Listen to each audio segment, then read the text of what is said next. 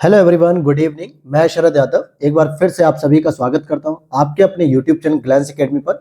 दोस्तों, हम लोग कर रहे थे मैपिंग की क्लास, जिसको मैंने कल लास्ट लेक्चर करवाया था। 4th नंबर का लेक्चर था और आज हमारा ये नॉर्थ अमेरिका का लास्ट लेक्चर होगा, जिसमें हम लोग कर रहे थे। लास्ट क्लास में हम लोगों ने झीलों को पढ़ा था। झीलों के नाम पे हम लोगों ने लेक ग्रेट मतलब बियर पढ़ी थी। फिर उसके बाद मार्टे पढ़ी थी, ग्रेट स्लेव पढ़ा था, अथबास्का थी, रेंडियर थी, विनीपेग लेक थी। ये सब कुछ महत्वपूर्ण झीलें थी। ऐसे हम लोगों ने ग्रेट लेक्स के बारे में पढ़ा था, जिसमें आपको मैंने क्रम वाइज बताया था, पश्चिम से पूरब की ओर जाते समय क्षेत्रफल भी उनका घटता जाता है। और इसी तरीके से हम लोगों ने जो ग्रेट लेक्स में पढ़ा था, जैसे सुपीरियर झील थी, फिर ह्यूरॉन झील थी। सुपीरियर से ह्यूरॉन में जाने के लिए हमने सू कैनाल का प्रयोग किया था।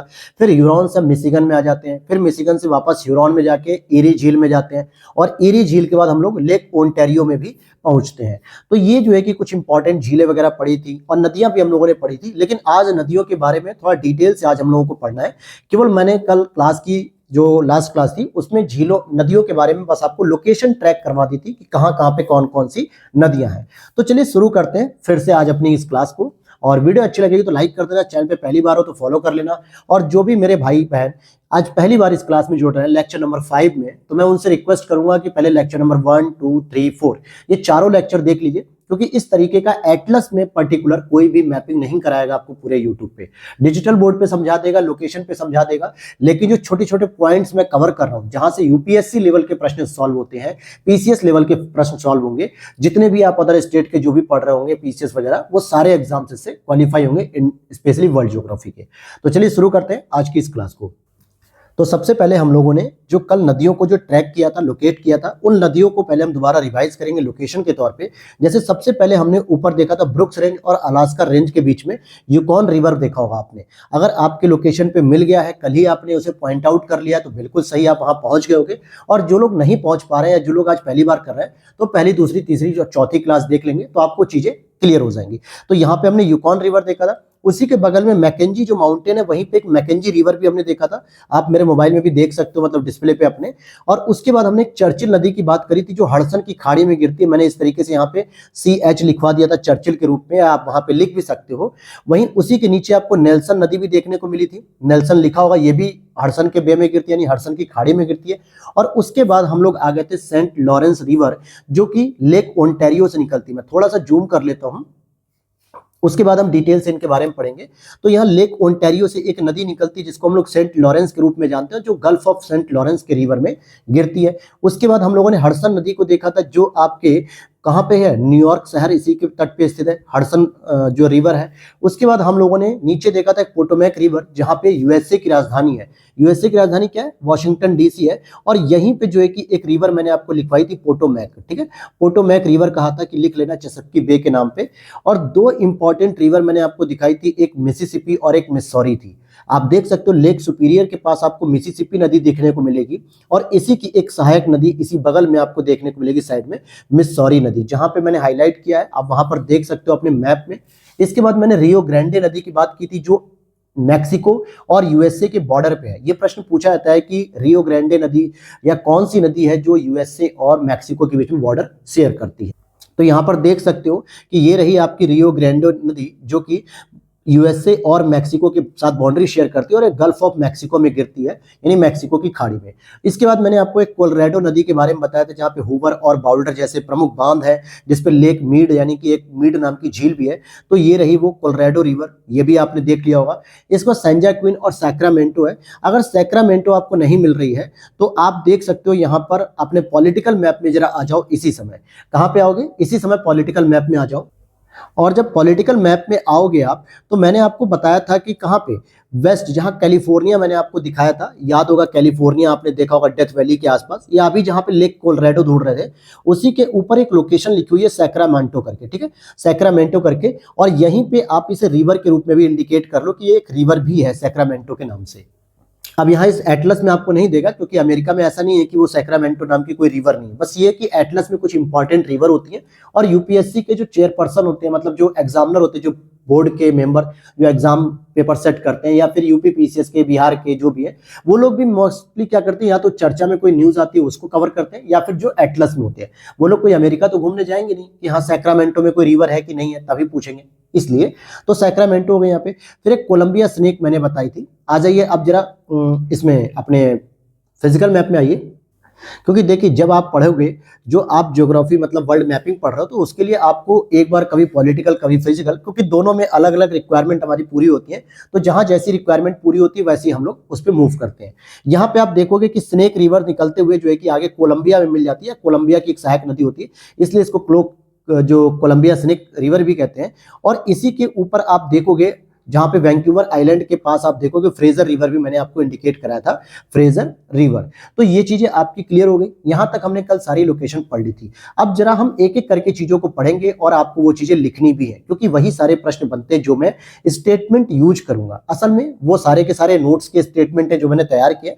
आप लोगों को इसका टेलीग्राम आज शाम तक मिल जाएगा, और अगर नहीं भी मिल पाएगा तो कल जरूर मिल जाएगा। ऐसा इसलिए कह रहा हूं क्योंकि मैंने कहा था कि जब मैं एक एक कॉन्टिनेंट को कंप्लीट करूंगा तो उसकी जो पीडीएफ भी आपको प्रोवाइड कर दूंगा अपने टेलीग्राम चैनल पे, और उसका लिंक मैंने वीडियो के नीचे डिस्क्रिप्शन बॉक्स में दिया है। आप टेलीग्राम चैनल ज्वाइन कर लेना, जहां पे लगभग 6 यानी कि लगभग 6,500 लोग जुड़े हुए हैं, इसलिए कोई भी फर्जी वाला मत ज्वाइन कर लेना।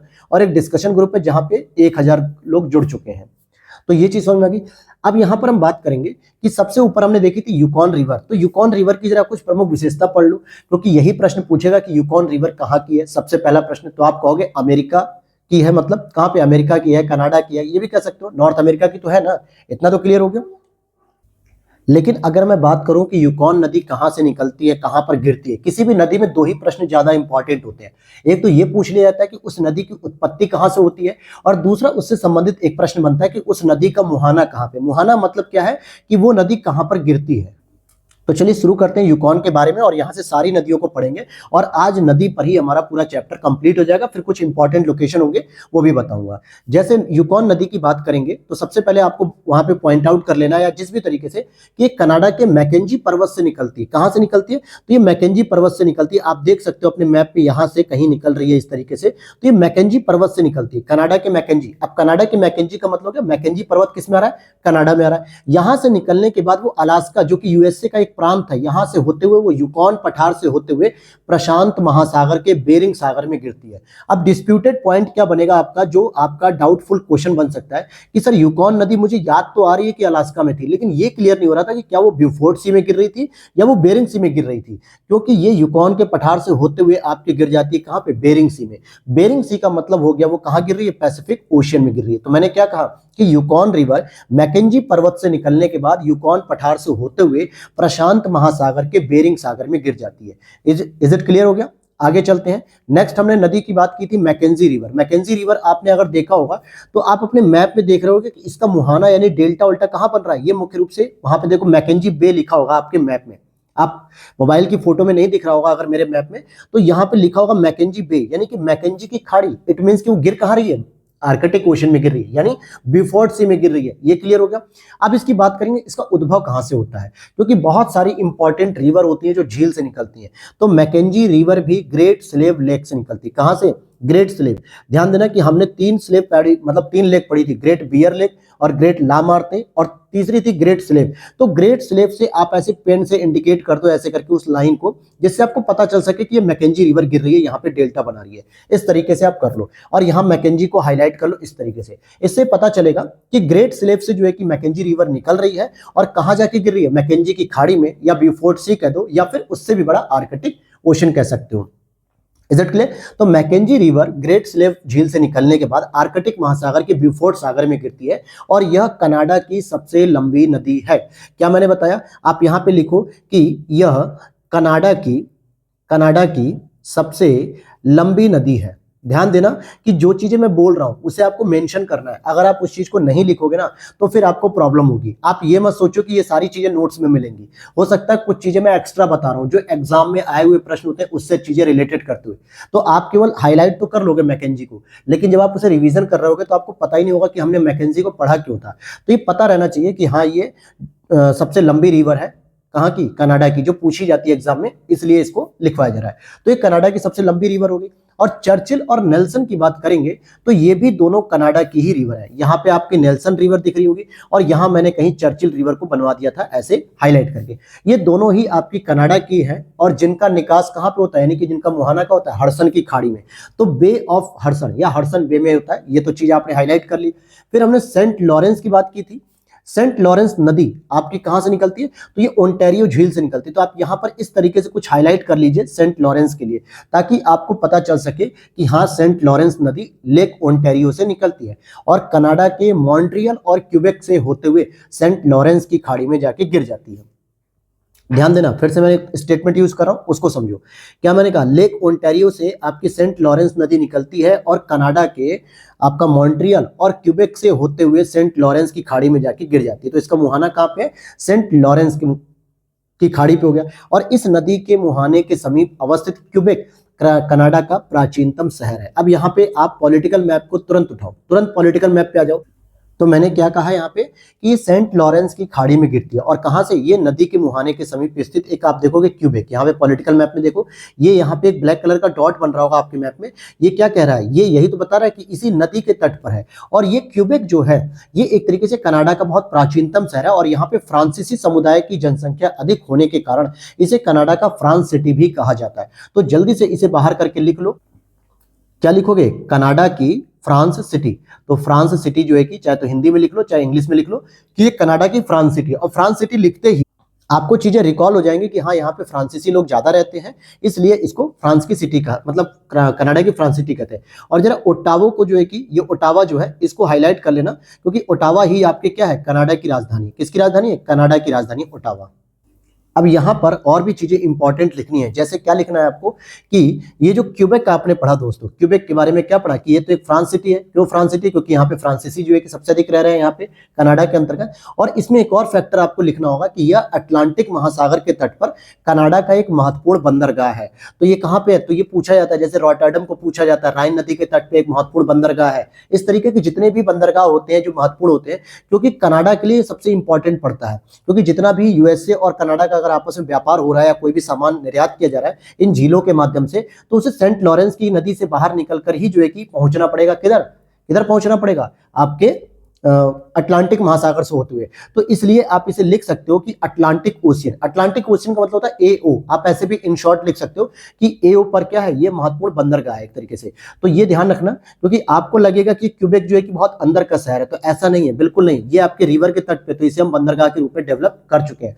तो यहाँ पर ये महत्वपूर्ण बंदरगाह है। और सेंट लॉरेंस नदी विश्व के व्यस्ततम, और अगर मैं सेंट लॉरेंस नदी की बात करूं तो ये क्या है, इंपॉर्टेंट बनेगा। देखना, ध्यान से समझना, क्यों समझाने की कोशिश कर रहा हूं, क्योंकि यह आप देखोगे ये विश्व की सबसे व्यस्त अंतःस्थलीय जलमार्गों में से एक है। जैसे आपने देखा होगा राइन नदी के बारे में अगर आपने सुना होगा, तो राइन नदी के बारे में अगर आपने सुना होगा तो उसको कहा जाता है कि वो वहां की यूरोप की सबसे अंतःस्थलीय जो है कि सबसे व्यस्त नदी होती है। अच्छा, व्यस्त नदी का मतलब आप क्या समझते हो, क्या वहां पे बहुत भीड़ होती है या वहां से आर्थिक कार्यक्रम ज्यादा होते हैं? तो आप कह सकते हो कि जहां से इकोनॉमिक लेवल पर व्यापार ज्यादा होता है, ट्रेड ज्यादा होता है, इट मीन्स कि जहां पे एक्सपोर्ट इंपोर्ट जो है कि ज्यादा होता है, वही सबसे व्यस्त नदी मानी जाती है। तो सेंट लॉरेंस नदी जो है कि सबसे ज्यादा व्यस्त नदी मानी जाती है विश्व के कुछ प्रमुख नदियों में से। और दूसरी बात कि यहाँ पे जो जलमार्ग है वो समुद्री व्यापार के कारण ये ग्रेट लेक्स प्रदेश में औद्योगिक विकास के प्रोत्साहन भी देती है। क्यों मैं कह रहा हूं, आप ये बताओ, सुपीरियर झील के आसपास की जो आपने डुलुथ पढ़ लिया या मिशिगन के आसपास आपने शिकागो या गैरी पढ़ा, यहाँ पे जो भी इंडस्ट्री डेवलप हो रही है, या सडबरी में जो निकल की प्रोडक्शन हो रहा है, या सेंट मतलब सॉल्ट सेंट मैरी हो गया, या फिर आपने ओटावा देख लिया, क्यूबेक देख लिया, मॉन्ट्रियल देख लिया, ये जो और हैमिल्टन देखा, ये सब कुछ प्रमुख जो नगर हैं, डेट्रॉइट देख लिया, ये देखो जितने मैंने आपको सर्कल किए भाई, डुलुथ देखा, Chicago, Gary, Detroit, Hamilton, Ottawa, Montreal, Quebec, Sudbury, Sault, Saint Marie, ये जितने भी इंपॉर्टेंट जो है कि लोकेशन है, यहाँ कोई ना कोई इंडस्ट्री चल रही है, कहीं एग्रीकल्चर चल रही है, कहीं जो है कि लॉ इंडस्ट्री चल रही है, कहीं निकल का उत्पादन हो रहा है, बहुत सारे, कहीं आपके कागज इंडस्ट्री चल रही है, ऑटोमोबाइल इंडस्ट्री चल रही है। तो ये सारी इंडस्ट्री बनाएंगी जो बिजनेस कर रही है, उसके बाद उसे दूसरे देश में तो भेजेंगी ना। दूसरे देश में भेजने के लिए जहाज से तो भेजेंगे नहीं, पानी के जहाज से भेजेंगी, और पानी का रास्ता जहां से ओपन होगा वहीं से तो भेजा जाएगा। अब मान लो यूरोप में भेज रहा है, तो ये सारे शहर निकल के क्या करेंगे, सारे शहर आते हैं सेंट लॉरेंस की नदी के पास कि भाई तुम्हारे यहाँ से ही जा सकता, क्योंकि यही एक हमारी जो लेक है, ग्रेट लेक्स है, उनका कनेक्टिविटी यहीं से मिल रहा है। तो यहां से सेंट लॉरेंस में आते हैं, फिर ये बाहर आते हैं नॉर्थ अटलांटिक में, फिर इधर जाते हैं आपके यूरोप में, अफ्रीका में, जहां भी इन्हें डिस्ट्रीब्यूट करना होता है कर देते हैं। तो इट मीन्स की सबसे इंपॉर्टेंट होगी। ठीक उसी प्रकार से आपको अगर सेंट मतलब यूरोप से, अफ्रीका से कोई भी सामान मंगाना होता है इन छोटे छोटे शहरों को, जो ग्रेट लेक्स के आसपास के शहर हैं, इंडस्ट्रियल एरिया वाले, तो इनको भी मंगाने के लिए सेंट लॉरेंस नदी का ही प्रयोग करना पड़ता है। और इसी वजह से, इस नदी की वजह से ये पांचों जो झीलें हैं, ठीक है, इनका डेवलपमेंट बहुत तेजी से हो रहा है। इनके आसपास के जो शहर है उनका डेवलपमेंट बहुत तेजी से हो रहा है। तो ये देखो वो कॉन्सेप्ट है जो आपको लॉजिकली समझना पड़ेगा कि यूपीएससी अगर पूछती है, स्टेटमेंट दे देगी, मान लीजिए कि सेंट लॉरेंस नदी अमेरिका और कनाडा, या यूं कहें कि नॉर्थ अमेरिका की सबसे व्यस्ततम जो है कि अंतःस्थलीय मार्ग है, जलमार्ग है, आपको आगे बिल्कुल सही बात है। उसका कारण लिख देगा कि इस नदी से कनेक्टेड जो है कि ग्रेट लेक्स के किनारे डुलुथ हो गया, डेट्रॉयट हो गया, गैरी हो गया, शिकागो हो गया, ये महत्वपूर्ण उत्पादन के केंद्र है या महत्वपूर्ण औद्योगिक उत्पादन के केंद्र है। बिल्कुल सही बात है, कारण भी इसका सही है, क्योंकि भाई अगर ये चीजें कब डेवलप हो रही है, जब सेंट लॉरेंस से हमें कनेक्टिविटी मिल रही है अटलांटिक ओशन के माध्यम से पूरे यूरोप अफ्रीका को कनेक्ट करने के लिए। समझ पाइए पॉइंट आपको, इसलिए सेंट लॉरेंस नदी बहुत इंपॉर्टेंट हो जाती है। अब यहां पे हम आगे बात करेंगे कि फंडे की खाड़ी पर अवस्थित बोस्टन, फंडे की खाड़ी पर अवस्थित जो बोस्टन है वो यूएसए के न्यू इंग्लैंड रीजन का सबसे बड़ा औद्योगिक केंद्र है। तो जरा आ जाओ यहीं पे, क्योंकि अब आपको यही पॉलिटिकल में भी कुछ चीजें लिखनी होंगी। हमने लोकेशन तो आपको फिजिकल में दिखा दी, अब उनसे रिलेटेड जो भी लोकेशन होंगी वो आपको पॉलिटिकल में लिखनी पड़ेंगी। जैसे यहाँ पर बोस्टन टी पार्टी आपको मैं जहां हाईलाइट कर रहा हूँ, आप यहाँ पे देख पा रहे होगे, न्यूयॉर्क के थोड़ा सा ऊपर है, हडसन रिवर के साइड में देखने को मिलेगा बोस्टन टी पार्टी जहां पे हुई थी। तो यहाँ पर जो फंडे की खाड़ी अवस्थित है, और यहाँ पर बोस्टन यूएसए के न्यू इंग्लैंड रीजन का सबसे बड़ा औद्योगिक केंद्र है, जो जलयान उद्योग के साथ एक वस्त्र उद्योग का भी महत्वपूर्ण केंद्र है। तो अब बोस्टन पे क्या लिखना आपको, यहाँ पे आप लिखोगे कि ये जलयान उद्योग के लिए भी फेमस है और साथ में वस्त्र उद्योग के लिए भी फेमस है। ये क्यों उद्योग के लिए? अच्छा, जलयान उद्योग के लिए वही लोकेशन ज्यादा फेमस होती है जो आपके कोस्टल रीजन पे होती है, और बोस्टन आपको देखने को मिल रहा है कि कोस्टल रीजन पे जहां पे जलयान उद्योग आपके फेमस है। अगर मैं भारत की बात करूं तो कोच्चि में जलयान उद्योग है, विशाखापत्तनम में जलयान उद्योग है, चेन्नई के पास है। क्यों ऐसी जगहों पे है? क्योंकि ये सभी कोस्टल रीजन पे। पत्तन क्यों बन रहे हैं? क्योंकि ये समुद्र के किनारे हैं, भारत के हमारे तटीय क्षेत्र है। अब मैं कह दूं कि बंगलुरु में जो है कि आपका जलयान उद्योग डेवलप हो जाएगा, यूपी में हो जाएगा, नहीं हो पाएगा ना, क्योंकि उसके लिए हमें चाहिए कोस्टल रीजन। तो इसलिए बोस्टन जो है वहां पे आपको जलयान उद्योग और वस्त्र उद्योग दोनों का जो है कि विकास देखने को मिलता है। वहीं हम बात करेंगे कि अपलेशियन पर्वत से निकलने वाली हडसन रिवर, ध्यान देना, अपलेशियन पर्वत से निकलने वाली हडसन रिवर न्यूयॉर्क सिटी से होते हुए लॉन्ग आइलैंड के समीप उत्तरी अटलांटिक महासागर के समीप गिरती है। तो इस प्रश्न को समझो, ये पॉलिटिकल में लिखो, क्योंकि फिजिकल में क्या है, आपको हडसन रिवर तो दिख जाएगी लेकिन वहां न्यूयॉर्क नहीं मिलेगा। तो हम यही बात करेंगे, यहाँ पे हाईलाइट कर सकते हो, क्योंकि देखो अब आपको पढ़ना है ना, तो आपको अपने मैप में खूब रंग बिरंगा डिजाइन बनाना है, जहां जैसी जरूरत मैं बताऊं वैसे आपको लिखना पड़ेगा, तभी आपकी चीजें तैयार हो पाएंगी। यहाँ देखो हडसन रिवर दिख रही होगी आपको, और हडसन रिवर के तट पे ही आपको न्यूयॉर्क देखने को मिल रहा है। तो हडसन रिवर की विशेषता क्या है? पहली चीज आप इसे लिख सकते हो, एम लिख दो, यानी कि अपने शॉर्ट में या जैसे भी लिख दो, या इस तरीके से आप इन शॉर्ट लिख सकते हो कि अपलेशियन पर्वत से निकल रही है, अपलेशियन पर्वत से निकलती है। और निकलती तो अपलेशियन पर्वत से, जो मैंने इस तरीके से बताया था बर्मिंघम से कनेक्टिविटी करते हुए, लेकिन ये गिरती कहां पर है? तो ये गिरती है आपके नॉर्थ अटलांटिक ओशन में। कहां गिर रही है? लॉन्ग आइलैंड के समीप। क्या मैंने कहा? लॉन्ग आइलैंड के समीप ये नॉर्थ अटलांटिक महासागर में गिरती है। और न्यूयॉर्क सिटी यूएसए की आर्थिक राजधानी भी है, जो इसी के तट पर स्थित है। तो यहां पर मेंशन करो, जहां पे ये न्यूयॉर्क दिख रहा है हडसन रिवर के तट पे, इसे लिखो इकोनॉमिक कैपिटल। क्या लिखोगे आप? इकोनॉमिक कैपिटल ऑफ यूएसए, या इकोनॉमिक कैपिटल भी लिख सकते हो। ये यूएसए की आर्थिक राजधानी है और साथ में सर्वाधिक जनसंख्या वाला शहर भी है। इसे दूसरा पॉइंट भी यहीं पे लिखो, मैक्सिमम पॉपुलेशन। अब आप कहोगे सर हमारे पास जगह ही नहीं है, तो मैंने पहले ही कहा था कि आपको छोटा छोटा करके लिखना है। इतना छोटा तो नहीं लिखना कि बिल्कुल ना दिखे, लेकिन इतना जरूर लिखो, क्योंकि पूरे मैप में जगह है। मैंने खुद एटलस की तैयारी कर रखी है, तो मुझे पता है कि कितनी जगह है और मैं कैसे लिख लेता था। मैं आपको वो भी फोटो भेज दिया करूंगा, जो है कि जब नॉर्थ अमेरिका आपका कंप्लीट हो जाएगा, तो मैं अपने जो मैंने नोट्स बना रखे हैं ना एटलस के मैप में ही, जो मैंने पूरा रंग रखा है, जिसको रंगीन कर रखा है, वो भी मैं आपको फोटो भेज दूंगा, जिससे आपको भी लगेगा कि हाँ यहाँ पे ये पॉइंट छूट गया सर से, या आपसे छूट गया लिखने पे, तो आप उसे पॉइंट आउट कर सकते हो, लिख सकते हो। That is clear. तो ये चीज होगी। तो न्यूयॉर्क आपके लिए किस लिए फेमस है? Maximum population. अगर आपसे मिलान करने को दे दे कि सबसे बड़ी जनसंख्या वाला शहर नॉर्थ अमेरिका में कौन सा है, एशिया में कौन सा है, यूरोप में कौन सा है, तो ऐसे मिलान करने के लिए आएगा। तो अभी हमने नॉर्थ अमेरिका कवर किया। मैंने शिकागो भी आपको पढ़ाया था मिशिगन के तट पे, जो कहा था कि अमेरिका का तीसरा सबसे बड़ा जनसंख्या वाला शहर है। तो न्यूयॉर्क के बारे में 2 जानकारी आपको मिल गई। और एक और सबसे इंपॉर्टेंट पॉइंट है, अगर यहाँ पे जगह नहीं है आपके पॉलिटिकल में, तो आप फिजिकल में भी लिख सकते हो। वहीं पे न्यूयॉर्क लिख के हडसन नदी के पास वहां पे लिख लो कुछ विशेषताएं। ऐसा इसलिए कह रहा हूं कि नोट्स में जो आपको दूंगा वो तो आपके पास पीडीएफ के तौर पे हो जाएगा, आप उसे प्रिंट आउट भी करा लोगे, लेकिन जब भी आप उठाओगे तो एटलस में आपको वो चीजें जब दिखेंगी ना, तो आपको वहीं का वहीं तैयार हो जाएगा। इसके साथ आप लिखो कि यहाँ पर बहुत ऊंची बहुमंजिली इमारतें मिलती है, इसलिए इसको सिटी ऑफ स्काई स्क्रैपर, या दूसरी भाषा में लिखे सिटी ऑफ स्काई स्क्रैपर की जगह आप ये भी लिख सकते हो कि गगन चुंबी इमारतें। ऐसा लगेगा कि गगन चूम रही हैं, इतनी ऊंची ऊंची यहाँ पे इमारतें देखने को मिलती हैं न्यूयॉर्क में, गगन चुंबी इमारतें। या अगर आपको इंग्लिश में लिखना है सिटी ऑफ स्काई स्क्रैपर, ठीक है, स्काई स्क्रैपर, सॉरी ए नहीं रहेगा, आर रहेगा, और APPER, ठीक है, स्काई स्क्रैपर। तो यहाँ पे गगनचुंबी इमारतें देखने को मिलती है, बहुमंजिला। बहुमंजिला मतलब हो सकता है 50 मंजिल, 60 मंजिल, 70 मंजिल, 100 मंजिल की बिल्डिंग देखने को मिल सकती है, और ऐसा लगता है कि ये मंजिलें कहीं ना कहीं आकाश को चूम रही हैं। तो इसलिए इसको गगनचुंबी इमारतों का शहर भी कहते हैं। और यह छपाई और जो प्रकाशन उद्योग का एक प्राचीन और प्रसिद्ध केंद्र भी है। यह बाजार पर आधारित उद्योगों में रेडीमेड वस्त्र का उद्योग का सर्वाधिक विकास हुआ है। तो ये सारी चीजें आपको समझ में आ गई। तो हमने 4-5 पॉइंट कवर किए न्यूयॉर्क के बारे में। जैसे हडसन रिवर के तट पे है, ये पहली चीज। न्यूयॉर्क में जो है कि इसको इकोनॉमिक कैपिटल भी कहते हैं, सबसे अधिक जनसंख्या भी यहाँ पे है। साथ में मैंने इसको क्या बताया, ये स्काई स्क्रैपर भी है, यानी कि गगनचुंबी इमारतों के कारण ये फेमस भी है। ये सब चीजें हो गई। अब आ जाओ आप फिलाडेल्फिया, अटलांटिक महासागर के तट पे अवस्थित यूएसए के शहरों में खनिज तेल शोधन का एक महत्वपूर्ण उद्योग केंद्र है। तो जरा फिलाडेल्फिया के पास पहुंचो, जस्ट उसी के नीचे आपको देखने को मिलेगा फिलाडेल्फिया, न्यूयॉर्क के नीचे मिलेगा, कहीं दूर नहीं जाना है। ये भी कहां पे? फिलाडेल्फिया का अक्सर नाम सुना होगा आपने यूनिवर्सिटी के लिए भी।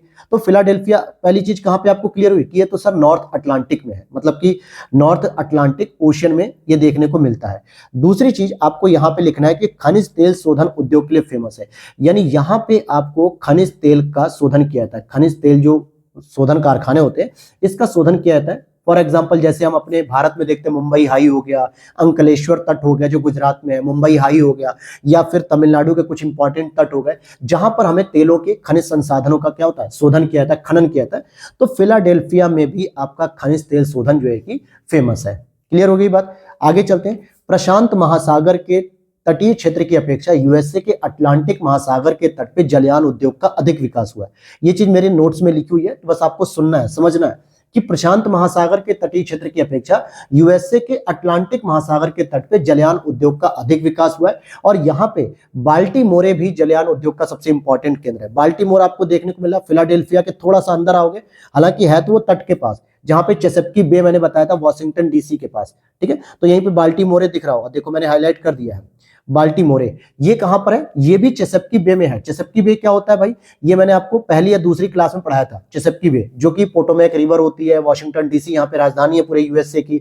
बाल्टीमोरे ये भी जलयान उद्योग के लिए फेमस है। अभी मैंने बोस्टन टी पढ़ाया था, बोस्टन भी जलयान उद्योग के लिए फेमस है। नीचे और भी कुछ ऐसी लोकेशन पढ़ाऊंगा जहां पे जलयान उद्योग फेमस है। तो आप मैप में कहीं पर भी ऊपर हाईलाइट कर लो और वहां पे लिख लो कि जो यूएसए का अटलांटिक तट है, कौन सा तट? अटलांटिक तट, ये आपके जलयान उद्योग के लिए फेमस है। किसके लिए फेमस है? जलयान उद्योग के लिए। अब आपको प्रश्न पूछेगा यूपीएससी, मैं स्टेट का लेवल नहीं बता रहा हूं, यूपीएससी लेवल का प्रश्न लिखेगा कि क्या आप इस बात से सहमत है, या ऐसे करके कि भाई निम्नलिखित में से सही कथनों की पहचान कीजिए। यूएसए का जो प्रशांत महासागरीय तट है वो ज्यादा जो है कि डेवलप है जलयान उद्योग के लिए। तो आपको कहना है कि नहीं यहां पे। अच्छा, जलयान उद्योग डेवलप किसे कहा जाता है? जहां पर बहुत सारे जलयान उद्योग की इंडस्ट्री देखने को मिले। हमने अभी तक प्रशांत महासागर के तट पर किसी भी प्रकार की जलयान उद्योग की इंडस्ट्री को नहीं देखा, बल्कि कहां देखा? पश्चिमी मतलब पूर्वी अमेरिका में, इट मींस कि अटलांटिक तट पे देखा हमने। बोस्टन को देख लिया, बाल्टीमोरे को देख लिया, अभी नीचे भी हम देखेंगे जो बर्मिंघम वगैरह जो हम लोग पहले पढ़ रहे थे, तो वहां पे भी कुछ ऐसी लोकेशन है जहां पर आप देखोगे कि जलयान उद्योग का डेवलपमेंट बहुत अधिक है। तो इस तरीके से ये समझ में आता है कि अटलांटिक महासागर का जो एरिया है, पूर्वी अमेरिका जो है, वो ज्यादा डेवलपमेंट है। जलयान उद्योग के लिए। अब हम बात करेंगे अपलेशियन पर्वत से दूसरी महत्वपूर्ण नदी निकलने वाली। पहली तो हडसन की बात हमने कर ली, दूसरी है अपलेशियन पर्वत से निकलने वाली Potomac river. Potomac river USA की प्रशासनिक राजधानी वॉशिंगटन डीसी से होते हुए उत्तरी अटलांटिक महासागर में चेसपके की खाड़ी में गिर जाती है। कहां गिरती है? चेसपके की खाड़ी में गिरती है। तो ये चीज मैंने आपको पढ़ाई, क्या पढ़ाया था? मैंने पहले दूसरे लेक्चर में बता दिया था कि ये जो वॉशिंगटन डीसी है, यहां पर एक खाड़ी देखने को मिली थी जिसको हमने क्या कहा था? चेसपकी। चेसपकी, चेपेस्की नहीं, चेसपकी, ठीक है। चेसपकी की खाड़ी या चेसपकी बे भी आप लिख सकते हैं। और यहीं पर ये जो आपको पॉइंट दिख रहा होगा, ये अगर मैं जूम करूं थोड़ा सा, तो यहां पर आपको देखोगे, ये देखो, ये पानी का एरिया दिख रहा है, खाड़ी वाला एरिया है, यानी ये बे है। और ये कौन सा बे है? चेसपकी बे है। और इसी में आपकी कौन सी नदी गिरती है? पोटोमैक रिवर गिरती है, पोटोमैक रिवर। और पोटोमैक रिवर आप यहीं पे एक इंडिकेट करके ऐसे करके बना लो, ऐसे छोटी सी पोटोमैक रिवर, और इस तरीके से एरो दे दो और यहाँ पे लिख दो ये पोटोमैक रिवर। क्यों कह रहा हूं? क्योंकि ये फिजिकल मैप में भी आपको देखने को नहीं मिलेगी, जबकि यहाँ पे यूएसए की राजधानी कौन सी? वॉशिंगटन डीसी यहीं पर स्थित है। ये पूछा जाता है मिलान करने के लिए। अब जरा बात करेंगे सुपीरियर उच्च भूमि से निकलने वाली। अब आ जाओ जरा सुपीरियर उच्च भूमि से निकलने वाली, क्योंकि हमें मुख्य रूप से पॉलिटिकल में स्टडी करनी है। मैंने नदी तो बता दी, उस चीज को आप तुरंत लोकेट करो, अपने फिजिकल वाले में देखो और पॉलिटिकल वाले मैप में लोकेट करो उन लोकेशन को, क्योंकि शहर, सिटी, जो भी इंपॉर्टेंट चीजें वो पॉलिटिकल में ही मिलेंगी। फिजिकल में तो पर्वत, पठार, नदियां जो मिलनी थी वो चीजें हमने कंप्लीट कर ली। अब जैसे यहां पर आप देखोगे कि लेक सुपीरियर की बात करें, तो लेक सुपीरियर के तट से ही, यानी उच्च भूमि यानी हाईलैंड से निकलने वाली, यूएसए के सेंट्रल लोलैंड से होते हुए मैक्सिको की खाड़ी में गिरती है। तो जरा मिसिसिपी पे एक नजर दौड़ाओ और उसको एक ऊपर से पेन से हाईलाइट करते हुए चलो। इस तरीके से देखो, यहाँ पे मिसिसिपी दिख रही होगी आपको, इस तरीके से आपको हाईलाइट करते हुए चलना है और ऐसे करते हुए नीचे आते रहो, जो इसकी मेन रिवर है। और नीचे आओगे और यहाँ पर जो है कि इस तरीके से आप देखोगे, यहाँ पे डेल्टा बनाते हुए मिसिसिपी डेल्टा भी आपको देखने को मिल जाएगा। और ये किसमें गिर गई? गल्फ ऑफ मैक्सिको में गिर गई। तो मिसिसिपी डेल्टा को भी हाईलाइट कर लो अगर आपके पास हाईलाइटर है, और यहाँ पे गल्फ ऑफ मैक्सिको में नीचे वो गिर चुकी है। लेकिन अब यहाँ पर एक प्रश्न बनता है कि मिसिसिपी की सबसे बड़ी सहायक नदी कौन सी है? जैसे हम कहते हैं कि गंगा की सबसे बड़ी सहायक नदी कौन सी? भाई यमुना है सबसे बड़ी सहायक नदी। ब्रह्मपुत्रा की सहायक नदी कौन सी है? सबसे बड़ी सहायक नदी कौन सी है? तो ये सब अलग अलग प्रश्न आपके जब भारत के रेफरेंस में बनते हैं तो आप कर लेते हो, लेकिन जब वर्ल्ड के रेफरेंस में बनता है तो आप नहीं कर पाते हो। तो वहीं आपको हाईलाइट कर लेना है। आप देखोगे कि मिस्सौरी रिवर मैंने आपको दिखाया था फिजिकल में, और वहीं पे आप देखोगे मिस्सौरी रिवर भी। हालांकि ये अगर हम इसकी बात करें तो मिस्सौरी रिवर के लिए आप यहाँ पे चाहे फिजिकल में कहीं पे भी लिख दो कि एक सहायक नदी है। किसकी सहायक नदी है? सबसे बड़ी सहायक नदी है ये मिसिसिपी की है। और ये कहां पे जाके मिल रही है? आप देखोगे कि मिसिसिपी रिवर इस तरीके से यहां पे आ रही है, ठीक है, इस पॉइंट पे। और मिस्सौरी रिवर जो है कि कुछ इस तरीके से आते हुए यहां पे आके इस पॉइंट पे मिल जाती है। किस पॉइंट पे मिलती है? यहां पर आके मिलती है। और जिस बिंदु पर मिलेगी ना, वो भी एक इंपॉर्टेंट लोकेशन है, अभी मैं वो भी बताऊंगा। तो यहां तक आप पहुंच गए। एक तरफ हमने देखा मिस्सौरी और एक तरफ हमने देखा मिसिसिपी। तो आगे देख लेते हैं। अब यहां पे सुनना है कि मिस्सौरी और मिसिसिपी के संगम पर स्थित सेंट लुइस, कौन सी लोकेशन मैंने बताई? Saint Louis. अब इसे आप अपने मैप में भी ढूंढोगे तो सेंट लुइस तो आपको नहीं मिलेगा भाई। तो यहां पर चाहे तो आप लिख सकते हो इसी पॉइंट पे, क्योंकि देखो ये रही आपकी मिसिसिपी और ये रही आपकी मिस्सौरी, और इस पॉइंट पे आप लिख सकते हो यहां पे सेंट लुइस, LUIS, LUIS ही तो होगा, हाँ LUIS, सेंट लुइस। ये मुख्य रूप से क्या है? यूएसए में मांस प्रसंस्करण उद्योग का एक महत्वपूर्ण केंद्र है। और मिसिसिपी नदी के तट पर अवस्थित मिनियापोलिस और सेंट पॉल यूएसए के जुड़वा शहर है। जरा इनको देख लो, ये कई बार पूछा जाता है। आप देखोगे ऊपर जहां से मिसिसिपी निकल रही है रिवर, यहाँ पे दो डॉट देखने को मिलेंगे जहां मिसिसिपी आपके मैप में लिखा हुआ है। एक लिखा हुआ सेंट पॉल नीचे और एक लिखा हुआ मिनियापोलिस। दोनों चीजें लिखी हुई दिख रही हैं। ये दोनों जो है कि यूएसए के क्या है? जुड़वा शहर है। इनको यहाँ पे इस तरीके से सर्कल में बंद करते हुए कहीं पर भी जहां भी जगह हो छोटा सा लिख सकते हो जुड़वा शहर, ठीक है। तो ये क्या लिखा? मिनियापोलिस और सेंट पॉल यूएसए के जुड़वा शहर है, जो किस तट पर है? मिसिसिपी तट पर है। और ये बहुत ही प्रसिद्ध शहर है, इसलिए पूछा जा सकता है कि सेंट पॉल और मिनियापोलिस, ये जो दो जुड़वा शहर है, ये किस रिवर के तट पर है? मिसिसिपी या मिस्सौरी? तो वहां पे कंफ्यूजन नहीं होना चाहिए। और इस नदी के अपवाह क्षेत्र का संबंध यूएसए के लगभग 25 राज्यों से है, तो इसीलिए इसको सबसे बड़ी जो है कि रिवर माना जाता है। 25 राज्यों तक इसका जो है कि बेसिन फैला हुआ है। और दक्षिणी यूएसए में मिसिसिपी नदी बेसिन, जो कि चावल और गन्ना की कृषि की दृष्टि से सबसे महत्वपूर्ण है। तो क्या मैंने बोला कि जब आप दक्षिणी यूएसए में आओगे जहां पे इसका बेसिन है, बेसिन मतलब कि जहां पे इसका डेल्टा बनता है, तो वहां पे बस आपको छोटा सा एक पॉइंट लिख लेना है, क्योंकि यहीं पे अभी एक बंदरगाह भी मैं दिखाऊंगा आपको। तो यहां पर आप देखोगे कहीं पर भी जहां पे ये मिसिसिपी लिखा हुआ दिख रहा होगा एक शहर टाइप का, और यहीं कहीं पे जो है कि आपको रिवर के पास क्या लिख लेना है, रिवर इस तरीके से लेके आइए, और यहाँ पे जब आप मिसिसिपी डेल्टा में गिरा रहे हैं तो यहीं पर आप लिख लीजिए कि जो मिसिसिपी का जो डेल्टा है ये किसके लिए फेमस है। एक तो चावल के लिए फेमस है, और दूसरा किसके लिए फेमस है, दूसरा मैंने बताया गन्ने के लिए फेमस है। ये जो है कि गन्ना और चावल की दृष्टि से सर्वाधिक महत्वपूर्ण माना जाता है मिसिसिपी का डेल्टा। मिसिसिपी नदी के मुहाने के समीप अवस्थित न्यू ऑरलियंस चावल और चीनी के निर्यात की दृष्टि से यूएसए का एक महत्वपूर्ण बंदरगाह है। तो जरा देख सकते हो न्यू ऑरलियंस, देखोगे यहाँ पे ये रहा, सबसे नीचे आपको देखने को मिलेगा, गोला मैं जहां पे कर रहा हूं, सर्कल कर रहा हूं, वहां पे न्यू ऑरलियंस देखने को मिलेगा।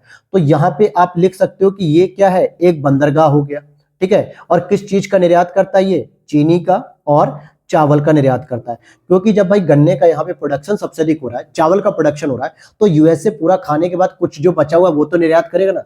तो गन्ना तो निर्यात करेगा नहीं, बल्कि गन्ने से बनाने के बाद चीनी बनाएगा, और चीनी का निर्यात करेगा और चावल का निर्यात करेगा। तो ये मिसिसिपी के डेल्टा में स्थित सबसे महत्वपूर्ण बंदरगाह है। इंपॉर्टेंट क्यों हो रहा है, क्योंकि यूएसए की सबसे बड़ी नदी है मिसिसिपी, और मिसिसिपी के तट पर डेल्टा के समीप सबसे प्रमुख बंदरगाह कौन सा, न्यू ऑरलियंस है। यहां से चावल और चीनी का प्रोडक्शन मतलब निर्यात होता है, एक्सपोर्ट होता है, तो इसलिए ये सबसे इंपॉर्टेंट बन जाती है। इतनी बातें अगर आपको क्लियर आ गई होंगी समझ में, तो मैं समझूंगा कि मेरा पढ़ाना सफल हो रहा है आप लोगों को। जितना मैं समय दे रहा हूं, दिन हो चाहे रात हो, 2 बज रहा हो, 3 बज रहा हो, लेकिन मेरे पास वो जुनून है दोस्तों आप लोगों के प्यार और सपोर्ट से और कमेंट से, कि हाँ मुझे लगता है कि बिल्कुल मुझे ये चीजें करनी चाहिए, बिल्कुल स्टॉप नहीं करनी चाहिए, पढ़ाते रहना चाहिए।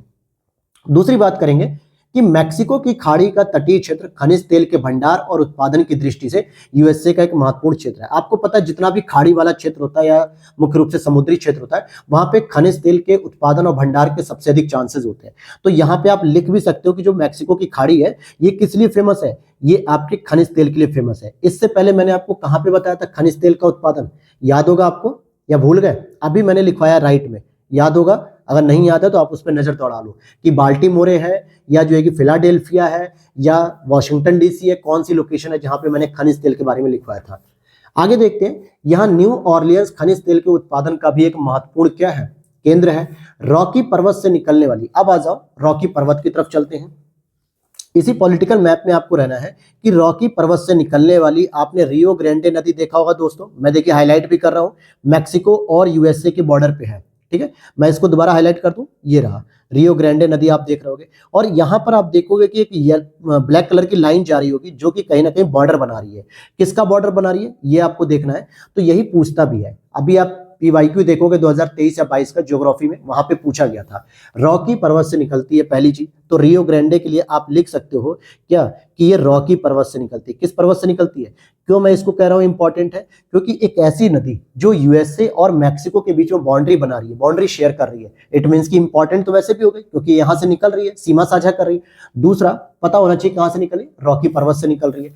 फिर हम देखेंगे यूएसए और मैक्सिको की सीमा से होते हुए ये मैक्सिको की खाड़ी में गिरती है, और यह नदी यूएसए और मैक्सिको के बीच में राजनीतिक सीमा बनाती है। जैसे हम कहते हैं कि रेड क्लिफ लाइन हमारे यहाँ सीमा बनाती है भारत पाकिस्तान में, वैसे रियो ग्रांडे भी जो है कि यूएसए और मैक्सिको में बाउंड्री बनाती है। उम्मीद करता हूं यहां तक चीजें समझ में आ गई होंगी आपको। अब आ जाओ कोलोराडो नदी पर।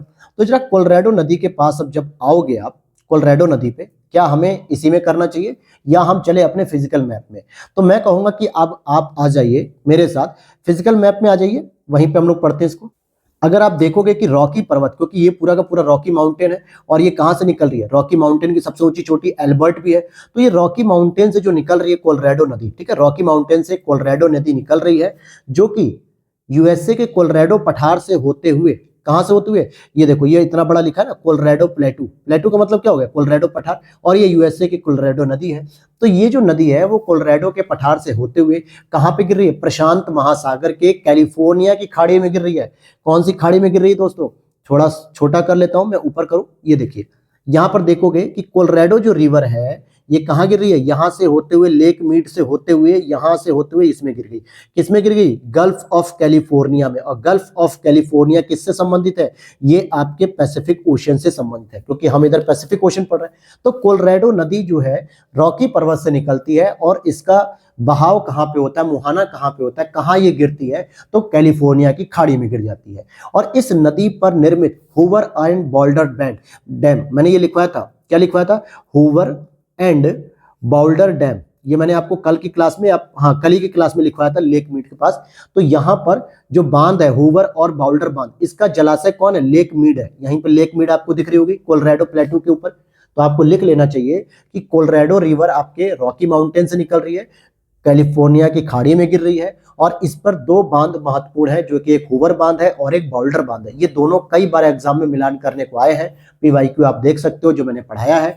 और इसका जो जलाशय होगा वो लेक मीड, यानी कि लेक जो है झील है, मीड वाली झील, यहां से इसे प्राप्त होता है। इस नदी के द्वारा निर्मित घाटी को ग्रैंड कैनियन भी कहते हैं, जो विश्व की सबसे गहरी घाटी है। ठीक है, सबसे गहरी घाटी, यहाँ पे देखोगे लेक मीड के जस्ट ऊपर दिख रहा होगा ग्रैंड कैनियन। कैनियन मतलब क्या होता है दोस्तों, घाटी होना, यानी सबसे अधिक वो घाटी जो है कि गहरी देखने को मिलती है, और इसलिए इसको हम बृहद कैनियन के रूप में भी जानते हैं। घाटी का मतलब होता है, जैसे मान लो कि इस तरीके से आप एक लोकेशन देख लो, इस तरीके से कुछ ऐसे, तो यहाँ पे एक मिनट रुके, फिर से मैं बना देता हूं। यहां पर अगर आप देखोगे तो कुछ इस तरीके से होती है, ऐसे करके ये घाटी ऐसे करके गिरती है। तो यहाँ पे जो नदी के द्वारा ये गिरती है घाटी, तो इसी को हम कहते हैं ग्रैंड कैनियन, और ये विश्व की सबसे गहरी घाटी है। तो यहाँ पे आप हाईलाइट कर सकते हो कि विश्व की, क्या लिख सकते हो, सबसे गहरी घाटी, जल्दी जल्दी लिखो। ठीक है, विश्व की सबसे गहरी घाटी, और ये किस नदी के तट पर है या किस नदी से बनती है, तो कोलोराडो नदी से बनती है, कोलोराडो नदी के द्वारा बनाई जाती है। तो अगर आपसे पूछा जाए कि ग्रैंड कैनियन जो सबसे गहरी घाटी मानी जाती है विश्व की, इसका निर्माण किस नदी के द्वारा होता है, तो आपको बताना है कोलोराडो नदी के द्वारा होता है, और ये सबसे गहरी नदी घाटी मानी जाती है जो नदी के द्वारा काटी जाती है। क्लियर हो गया ये। अब चलो और आगे हम पढ़ते हैं, सैन डियागो के बारे में पढ़ लेते हैं कि सैन डियागो कहाँ पे है। तो अब अपने पॉलिटिकल मैप में आ जाओ, और जहां पे अभी आप ये देख रहे थे अपने फिजिकल वाले में, आपने देखा होगा लेक मीड, कोलोराडो, और वहीं पे आपने ग्रैंड कैनियन भी देखा फिजिकल में, उसी के साइड में आपको एक लिखा हुआ दिखेगा सैन डियागो। देखो जहां पे मैं हाईलाइट कर रहा हूँ, सैन डियागो मिल गया आप लोगों को। सैन डियागो कैलिफोर्निया ही राज्य में आएगा, ये रहा कैलिफोर्निया राज्य, और इसी के अंतर्गत ये आता है सैन डियागो। आई थिंक मिल गया होगा। सैन डियागो प्रशांत महासागर के तट पर अवस्थित पनामा नहर से निकटतम दूरी पर यूएसए का एक महत्वपूर्ण बंदरगाह है, जो जलयान उद्योग का एक महत्वपूर्ण केंद्र भी है। मैंने क्यों पनामा वर्ड यूज किया यहाँ पे, अगर आप देखोगे मैंने आपको इसकी इंपॉर्टेंस बताई थी, पनामा नहर की इसकी इंपॉर्टेंस बताई थी, क्योंकि हम अटलांटिक ओशियन से अर्थात यूरोप से कोई भी देश से सामान लेके आने के लिए हम पनामा नहर का प्रयोग करके हम सीधे यूएसए के इस पॉइंट पे आ जाएंगे। अगर मैं कहूँ कि यूएसए को, कैलिफोर्निया राज्य को कोई सामान मंगाना था अमेरिका, मतलब लंदन से, जर्मनी से, कहीं से भी, तो सबसे नियरेस्ट पॉइंट वो कौन सा यूज करेगा, या नॉर्थ अमेरिका के अगर किसी पॉइंट को मंगाना हो तो सबसे नियरेस्ट पॉइंट ये पनामा नहर से एंट्री करेगा, और सैन डियागो बंदरगाह जो कि मैक्सिको के बाउंड्री के बाद तुरंत यूएसए में शुरू हो जाता है, इसलिए सैन डियागो सबसे इंपॉर्टेंट बन जाता है, एक महत्वपूर्ण बंदरगाह बनता है, जो कि पनामा से सबसे निकटतम दूरी पे यही स्थित है। पूरी नॉर्थ लैटिन अमेरिका को, मतलब मिडिल अमेरिका को क्रॉस करते हुए ये सीधे अमेरिका में प्रवेश करने का एक इंपॉर्टेंट रूट बनता है, और यहाँ पे जलयान उद्योग भी फेमस है। और इसी के पास आप देखोगे लॉस एंजलिस लिखा हुआ है, क्या लिखा हुआ है, लॉस एंजलिस। ये जो है कि सेकंड पॉपुलेशन वाला शहर है, यानी यूएसए का दूसरा सर्वाधिक जनसंख्या वाला शहर है, जो प्रशांत महासागर के तट पे अवस्थित बंदरगाहों में सबसे बड़ा बंदरगाह भी है। यानी आप देखोगे प्रशांत महासागर में जितने भी महत्वपूर्ण बंदरगाह अभी मैं आपको और आगे दिखाऊंगा, उन सभी में सबसे बड़ा ये बंदरगाह भी है। क्या है, सबसे बड़ा बंदरगाह। कौन से तट पे है ये, प्रशांत महासागर तट पे है। और दूसरी चीज मैंने क्या बताया कि दूसरा सबसे अधिक जनसंख्या वाला, सबसे अधिक जनसंख्या कहाँ थी, न्यूयॉर्क में थी। दूसरे नंबर पे कहाँ है, लॉस एंजलिस में। तीसरे नंबर पे कहाँ है, शिकागो में। तो ये सब चीजें आपने पढ़ी है ना मेरे साथ, तो जब पढ़ी है तो फिर बिल्कुल तैयार रहेगा। आगे देखते हैं यहाँ पे कि यहाँ की शुष्क जलवायु के कारण वायुयान के परीक्षण के लिए प्राकृतिक दशाएं अनुकूल रहती है, इसलिए यह यूएसए में वायुयान उद्योग के साथ वायुयान के परीक्षण का भी एक महत्वपूर्ण केंद्र है।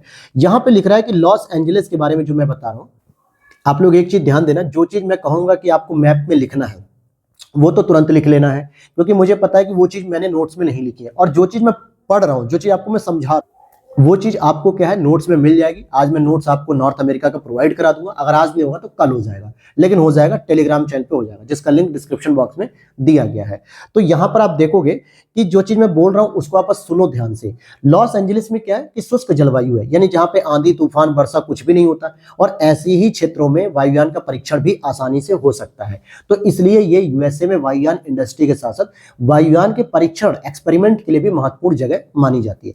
इसी के ऊपर आपको सैन फ्रांसिस्को देखने को मिलेगा। सैन फ्रांसिस्को जहां पे साक्रामेंटो, मैंने आपको बताया था कि रिवर भी है यहीं पे, साक्रामेंटो और सैन फ्रांसिस्को मिल गया। उम्मीद करता हूं मिल गया होगा।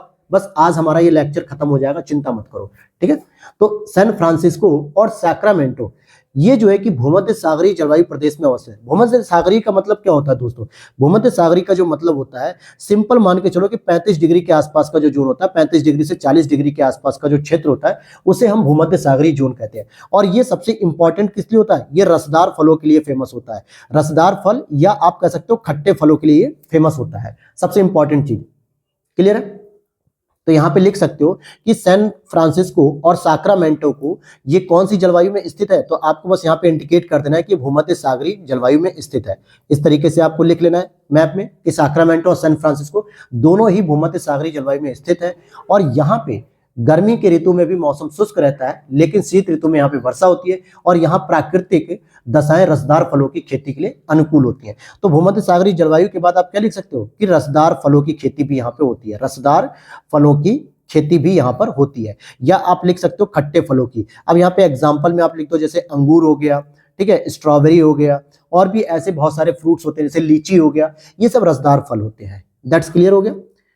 यहां पर देखते हैं जिसके कारण यह क्षेत्र रसदार फलों के उत्पादन के साथ खाद्य प्रसंस्करण उद्योग, फूड प्रोसेसिंग इंडस्ट्री यानी डिब्बा बंद जो इंडस्ट्रीज है, डिब्बा पैक करके जो है कि लोगों को फूड पहुंचाना है, भोजन कराना, तो ये इंडस्ट्री भी यहाँ पे डेवलप है। और सैन फ्रांसिस्को के सेंट क्लेरा वैली को सिलिकॉन वैली भी कहते हैं। अब यहाँ पे आपको नहीं मिलेगी, ध्यान देना।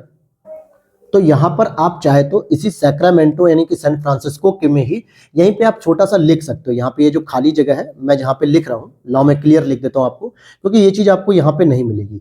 तो क्या लिखना है यहाँ पे? Santa Clara valley.